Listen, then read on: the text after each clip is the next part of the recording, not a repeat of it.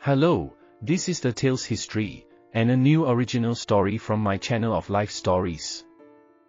Vitalik felt terrible. Anya, how you annoy me. Just take a pill. I can't drop everything and rush to you at the first whim. I've never bothered you. I think I'm going into labor. Anya, there are still 2 weeks until the due date. Don't make things up. Anyway, I'm at the airport right now. I told you, I'm on a business trip. Call an ambulance, Vitalik. But all he heard on the phone were short beeps. Tears rolled down her eyes. How could this be? It's both Vitalik and the baby. How did Anya manage to call the ambulance? Please, I think I'm giving birth. I feel really bad. She barely managed to give her address, and then everything went dark, quiet, and blissful because the pain was gone. The doctor quietly entered the intensive care unit, approached the patient, then turned to the nurse. How is she? No changes.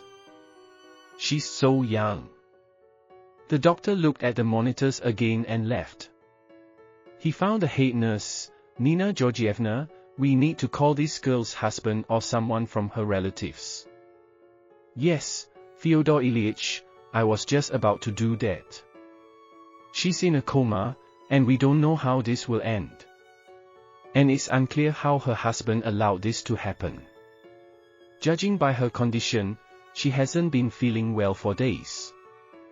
Well, we'll see when he arrives. Nina Georgievna searched for her glasses but, as usual, they weren't nearby. The numbers in the patient's chart were written large enough, and she started dialing the phone number.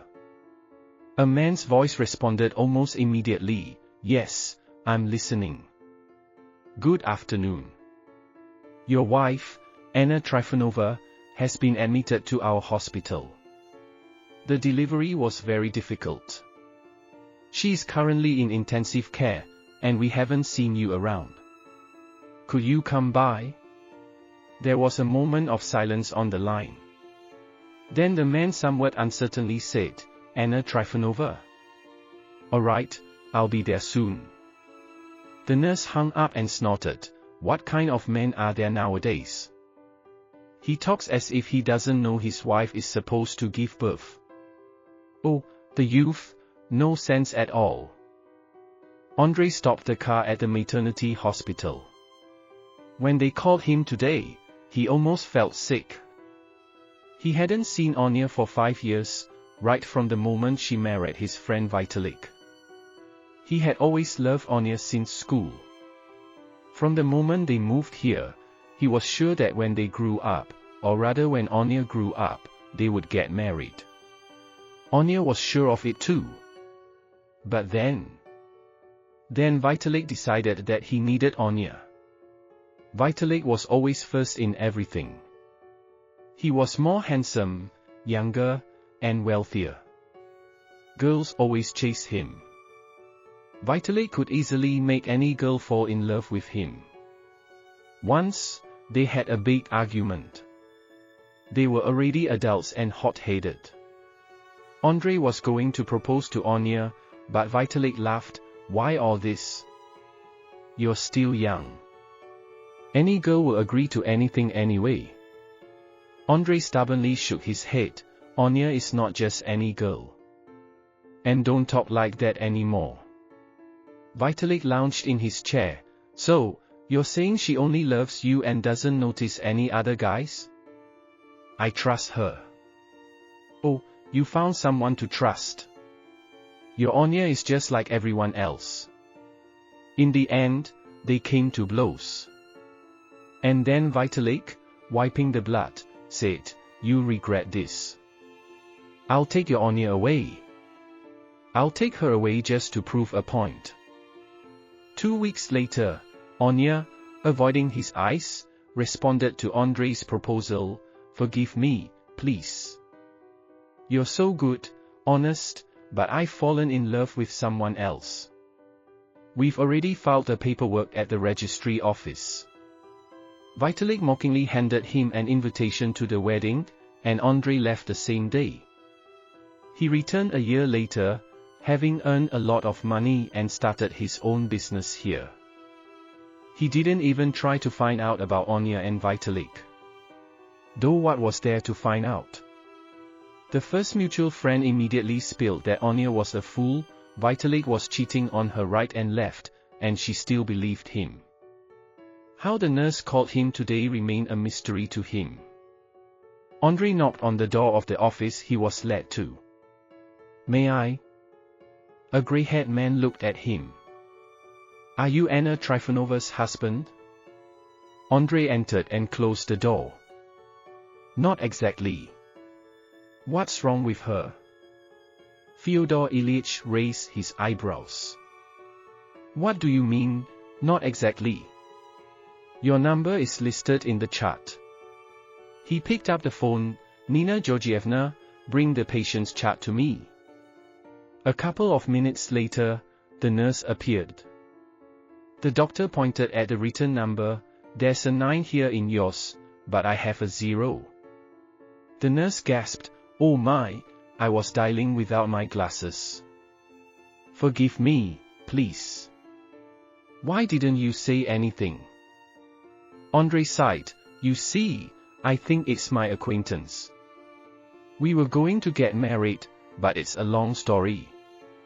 If this is the same Anya, and I'm sure it is because her husband isn't around, then I would like to help in any way I can. I have money, resources."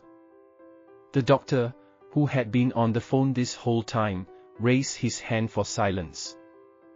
The phone was on speaker. "Hello, good afternoon.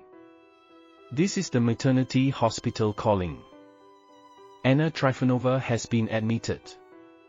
"Yes, I know, she called me." In the background, laughter was heard, and then a capricious female voice said, "Vital, how long are you going to be? We're waiting for you at the beach." The doctor raised an eyebrow. It was winter outside. "Your wife is very ill. She's unconscious right now." "I'm sorry, but how can I help?" "Firstly, it's your job to treat people. Secondly, I'm far away." "When are they discharging her?" "In a week." "Well, I'll be back by then." The line went silent with a beep. Fyodor Ilyich looked around bewildered. Well, that's a conversation. While the wife is between life and death, the husband is somewhere in warm places and apparently not missing her at all. "So, what are we going to do?" "We don't have the necessary medications." Andrei stood up. "Listen. Forget for a moment that her husband is somewhere out there. Forget him, I'm here. I'll help." Anya regained consciousness after a day. Andrei was allowed to be by her side. He was everywhere with Anya's daughter. So tiny, so beautiful. "Andrei, how are you?" He spoke in a whisper, not knowing why himself. "I'm here." "Where? Where is the baby?" "Don't worry, I've seen her. Such a beauty." She smiled sadly. A tear rolled down her cheek. These words should have been said by Vitalik. "Anya, I don't want to tire you, but tell me, is everything alright between you and him?" "Everything is very bad between us, and has been for a long time.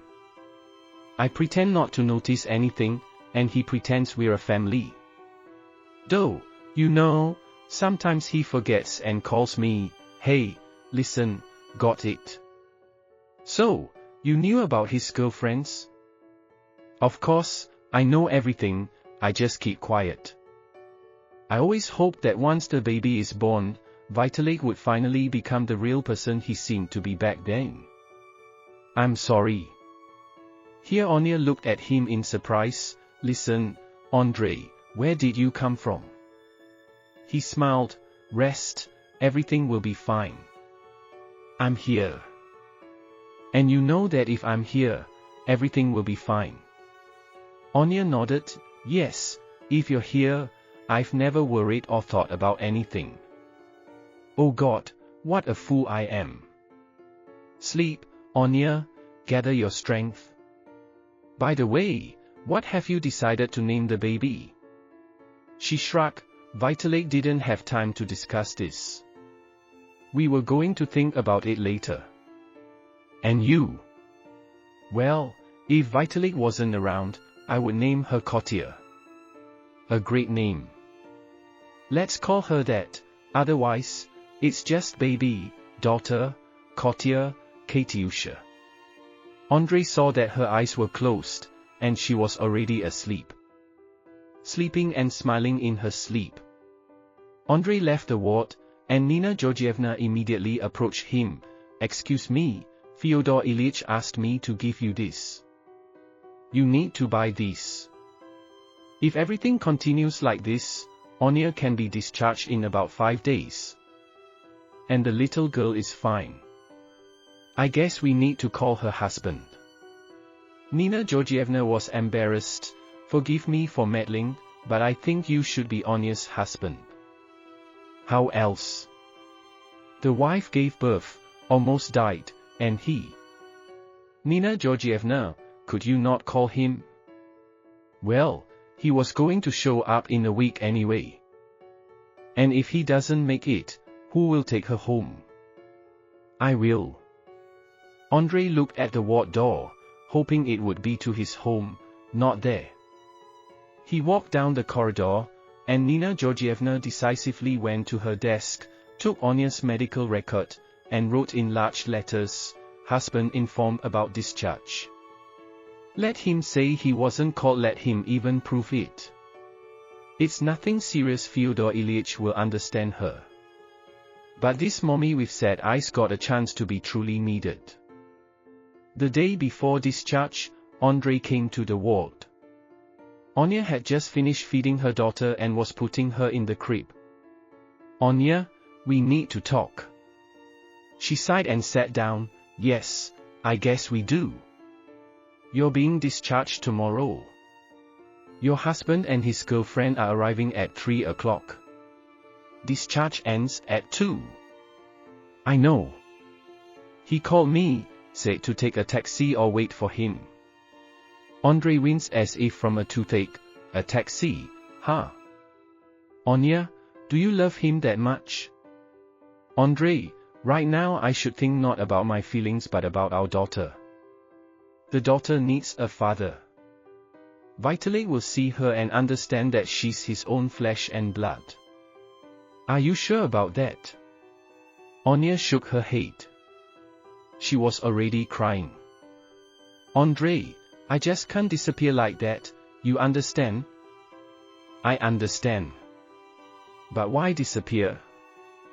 What do you suggest? Well, let's hear it. I'm just curious. Anya defiantly stuck out her chin. Andrei barely held back a smile. She used to do that when she was proving or arguing something but would hit a dead end. I suggest going to my place. Anya, I still love you. And I already love Katyusha too. I can't even imagine how you will live where you're not loved. Anya didn't lift her head for a long time, was silent for a long time, and then asked, does that happen? I betrayed you. You just made a mistake. It happens. But you'll always remember it. And Kotia isn't your daughter. You know, a father is the one who raises her, not the one. Vitalik kissed his companion. She pouted so capriciously. And when will we see each other now? I don't know, actually. I'm a dad now. Diapers, onesies, and all that.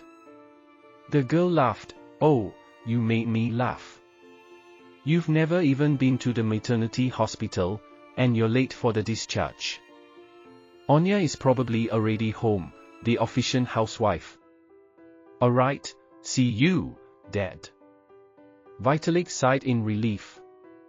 Somehow, he had already grown tired of his current lady. He needed to end things with her. Stupid, greedy. Especially since on vacation he met a very nice girl. She wasn't at home. Vitalik cursed and was so tired, like the devil. And now he also had to go to the maternity hospital, buy flowers, listen to Anya's sighs. Oh well, nothing to do. He is, after all, the father.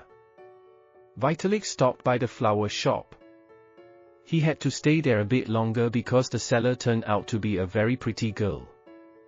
But finally, he arrived at the maternity hospital. Who are you here for? Our discharge ended 3 hours ago. Or are you here to visit someone? Then it's too early. You can only come in half an hour. Vitalik frowned at the abundance of information and finally said, Who am I here for? Anna Trifonova. She was discharged today, but I just got off the plane. The girl flipped through the papers and then looked at him. Anna Trifonova was discharged today at 12 o'clock.